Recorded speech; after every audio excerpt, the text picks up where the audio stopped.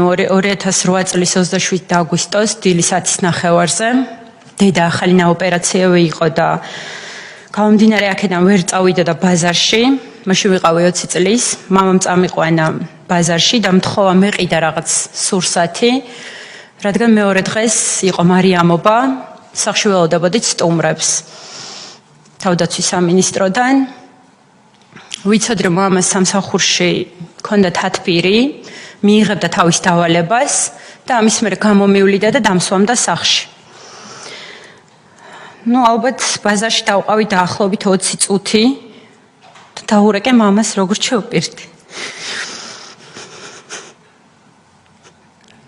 ეს იყო ბოლო ხმა, რომელიც გავიგე მამასგან. ჯერ პირველ დარეკვაზე არ მიპასუხა, ზარი გადიოდა და არ პასუხობდა, რაც გამიკვირდა, რომ მეთქი ახლა იცოდა, რომ სახლში უნდა წავეყვანე და მეორე დარეკვაზე ეგრევე მიპასუხა და მითხრა, რომ აი რაღაც ძალიან სასწრაფო საქმე გამოუჩნდა და უნდა წასულიყო. მამა იყო ისეთი ადამიანი, რომელიც ძალიან დეტალებში მკითხავდა, მე დამრჩა თუ არა ტაქსის ფული, შემეძლო თუ არა სახლში წასვლა, ამ სიმძიმეების წაღება, მაგრამ როგორც მე გამოძიებიდან ვკითხულობ, მამას ამის უფლება არ ჰქონდა, რომ ჩემამდე ეს ინფორმაცია მოეტანა და ეთქვა ჩემთვის რა მდგომარეობაში იყო. გამოძიებიდან ვგებულობთ, ეხა ჩვენ იმ დროს არაფერი არ ვიცოდით, მამა გაიტაცეს. ჯერ ვფიქრობდით, რომ რაღაც საქმეზე იყო წასული, ტელეფონი სადღაც გაითიშა, საათნახევარი, 2 საათი, 2 საათნახევარი უკვე რომ დავიწყეთ მამას მოძიება, ეხა მიუხედავად იმისა, რომ საქმეზე მიდიოდა, შიგადაში გვეხმიანებოდა და გვატყობინებდა ამ ინფორმაციას. დავრეკეთ, მივაკითხეთ სამსახურში, გვითხრეს, რომ რა თქმა უნდა თათბირი იყო რაღაც დავალება, მაგრამ გვითხრა, რომ ჯერ ქალიშვილს აიყვანდა და მერე წავიდოდა საქმეზე. მივყავით ამ დინებას ეტაპობრივად იქ ვიკითხეთ და დღის ბოლოს უკვე შეგვატყობინეს ინფორმაცია, რომ მანქანა იყო ხურჩის საზღვართან, მანქანა, რომელთაც მამა გადაადგილდებოდა. ჩვენ აფხაზეთიდან გახლავართ, ხურჩის მოსაზღვრე სოფლიდან, სოფელი ნაბაკევიდან. რა თქმა უნდა, ვიზა ჩემი ეგრევე წავიდა, იქ დახვდა თუ სწორად მახსოვს დარჩელის პოლიციის განყოფილების თანამშრომლები მიიყვანეს მანქანასთან და უთხრეს, ასე შეგვატყობინესო, რომ ეს მანქანა დატოვებული არისო, ზუსტად აი საზღვართან, ხიდთან იყო მანქანა მიყენებული. შიგნით იდო მამიკოს ყველანაირი დოკუმენტაცია, თავდაცვის სამინისტროს საბუთი, რომ ის იყო თანამშრომელი, მისი პირადობა და სხვა დოკუმენტები, ჩანაწერები, რასაც მამა აკეთებდა სამსახურეობრივს რაღაცებს, ყველაფერი იდო მანქანაში შიგნით. ვიზა ჩემს ისე გამოატანეს მანქანა, ექსპერტიზაც არ ჩაუტარებიათ იმ მანქანაზე, ვთქვათ, პატას მერე შეეხო იმ მანქანას ვინმე, იყო იქ ძალადობის კვალი ან რაღაცა მსგავსი.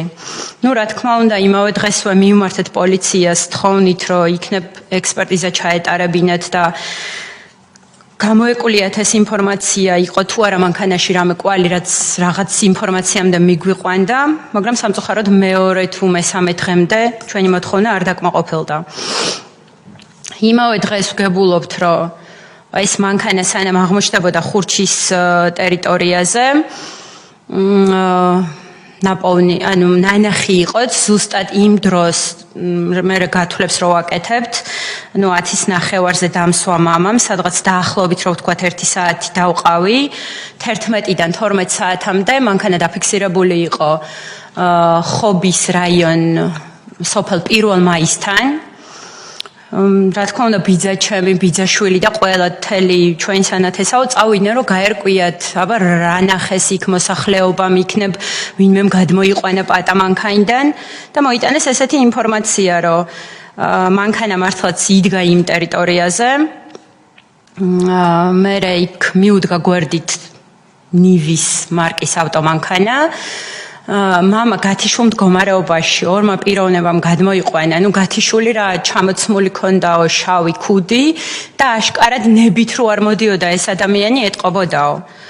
ეს იმ დღესვე შევატყობინეთ პოლიციას, გამომძიებელს, რომ უთხარით, რომ ესე არის იქ პიროვნება, ვინც ამას ადასტურებს, რომ ესე გადაიყვანეს მანქანიდან და გადასვეს სხვა მანქანაში.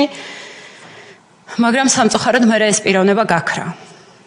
ანუ იქ მისულ გამომძიებელს, რომელმაც მოიძია, რომ ეხლა ჩვენ სახელიაგვარი არ ვიცოდით ამ პიროვნების და იცით ის დრო რა დრო იყო, რომ ყველა თავს არიდებდა რაღაც ინფორმაციის მოცემას, ესე ჩუმად რაღაცა უცებ გაიგო ბიძამ იმ დღეს და როგორც კი გამომძიებელს გადავეცით ეს ინფორმაცია, გვითხრა, რომ ჩვენ ესეთი პიროვნება ვერ ვიპოვეთ, მეზობლები რომ დაუკითხეთ იქვე მოსახლეობა ვინც არის, გვითხრეს, რომ აქ არაფერი არ უნახავთ. ამით დაიხურა ეს თემა. აგვირიეს გზა კვალი